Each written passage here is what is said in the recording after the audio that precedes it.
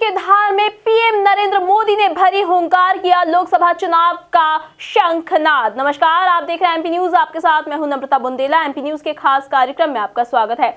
मध्य प्रदेश के धार में प्रधानमंत्री नरेंद्र मोदी ने आज अपना कदम रखा है और वहीं पर उन्होंने लोकसभा चुनाव का चुनावी शंखनाद कर दिया है और कई सारी बातें उन्होंने कही हैं। जैसा कि सभी जानते हैं कि पीएम नरेंद्र मोदी अपने दमदार शानदार भाषण के लिए जाने जाते हैं। हमारे संवाददाता राहुल इस वक्त हमसे जुड़े हैं। राहुल, बताइए कि मध्य प्रदेश के धार में आज प्रधानमंत्री नरेंद्र मोदी का दौरा था। इस दौरान उन्होंने क्या कुछ ऐसी बातें कही हैं जो हाईलाइट्स हो गई है? जैसा कि प्रधानमंत्री नरेंद्र मोदी हमेशा अपने दमदार भाषण के लिए जाने जाते हैं, तो क्या कुछ ऐसी बातें उन्होंने धार में भी कही हैं जो विपक्षियों पर सर्जिकल स्ट्राइक की तरह काम कर रही हैं?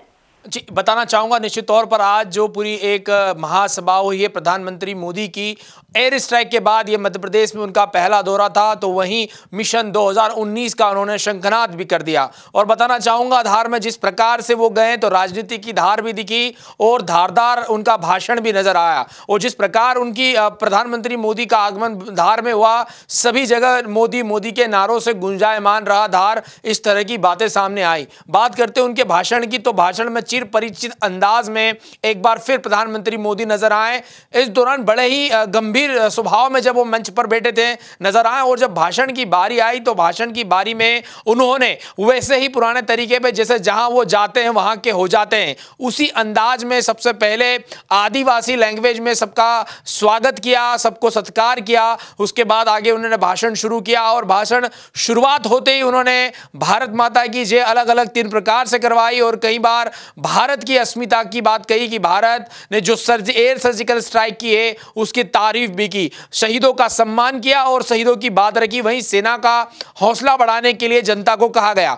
बात मैं कहना चाहूंगा वो हाइलाइट्स की मैं बताना चाहूंगा। सबसे पहले उन्होंने जो हाइलाइट्स की कि हमने एयर स्ट्राइक की है, देश का मान सम्मान बढ़ाया है, हमें सेना का सम्मान करना चाहिए, इस तरह की बात की। तो वहीं विपक्षी पर बिना नाम लिए उन्होंने दिग्विजय सिंह पर निशाना साधा कि कुछ भारत के लोग ही एयर स्ट्राइक के सबूत मांग रहे हैं। तो वहीं प्रधानमंत्री मोदी ने यह भी कहा कि दिन भर जो लोग पाकिस्तान की गा रहे हैं, हिंदुस्तान में रहकर कुछ नेता हैं जो अपनी ही देश की सरकार को, देश की आर्मी को कटघरे में खड़े रहे हैं और उनका जो नाम है वो कहीं ना कहीं पाकिस्तान की मीडिया की सुर्खियों में चल रहा है। यानी साफ तौर पर उनका निशाना दिग्विजय सिंह पर था और तमाम उन नेताओं पर था जो लगातार एयर स्ट्राइक के बहाने भारतीय जनता पार्टी पर निशाना साध रहे थे। आगे बढ़ते उनके बयानों की, तो उन्होंने बार बार एक ही चीज को जोर देते हुए कहा है कि हम विकास की बात कर रहे हैं, हम आगे बढ़ाने की बात कर रहे हैं, तो वहीं देश को हटाने की बात कर रहा है विपक्ष, इस तरह के उन्होंने आरोप भी लगाए। खास बात यह रही कि इस दौरान जो किसान सहयोग एक योजना है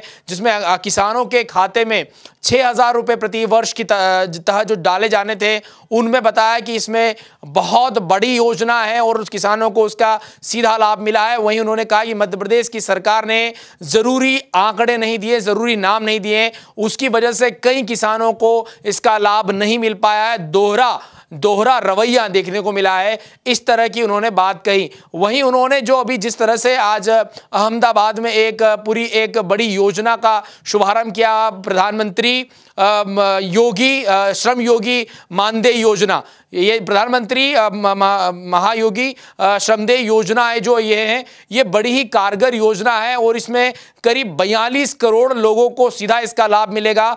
मैं नम्रता बताना चाहूंगा कि इस दौरान उन्होंने ये भी बात कही कि पहली बार ऐतिहासिक होगा कि जो व्यक्ति ठेला चलाता है, मजदूरी करता है, उनको भी 60 वर्ष के बाद पेंशन मिलेगी। यानी साफ तौर पर एक बड़ा ऐलान रहा है और देखते हैं कि ये कितना कारगर साबित होता है और किस प्रकार प्रधानमंत्री मोदी मिशन 2019 के भीतर इसको भुना पाते हैं। जी बिल्कुल, तो प्रधानमंत्री नरेंद्र मोदी ने धार में अपने धारदार तेवर दिखाते हुए हुंकार भरी है लोकसभा चुनाव का, उन्होंने यहां पर शंखनाद कर दिया है। लेकिन राहुल, इसके आगे एक सवाल और यहां पर सामने आता है कि सर्जिकल स्ट्राइक, एयर स्ट्राइक और देशभक्ति के ये नजारे देखने के बाद मोदी लहर फिर से देश में वापस देखी जा रही है, जो कि बीच में गायब सी हो गई थी और अब एयर स्ट्राइक होने के बाद लगातार ये मोदी लहर फिर से देश में देखी जा रही है। तो प्रधानमंत्री नरेंद्र मोदी ने मध्य प्रदेश के धार को ही क्यों चुना है लोकसभा चुनाव का चुनावी शंखनाद करने के लिए?